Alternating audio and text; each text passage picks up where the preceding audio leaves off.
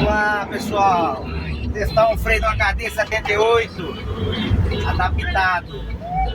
Aqui não liga não que eu vou pôr outro manômetro aqui. Esse aqui é só para teste. Freio a ar completo. Olha o manequinho, coisa chique. Ó. Bora.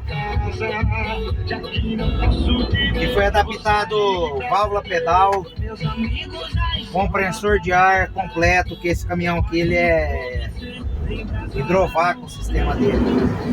Kit de freio a ar na traseira, a frente manteve original. Coloquei uma cuiquinha com cilindro auxiliar. E é isso aí, ó.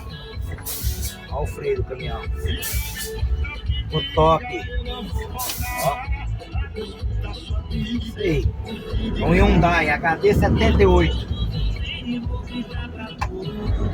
Vou testar o freio dele aqui, não ver se ficou top. Depois eu vou fazer outro vídeo mostrando como que ficou o compressor adaptado nele. Com o suporte, tudo foi feito, tá? Não teve suporte pronto, nada, tudo feito. Beleza, galera?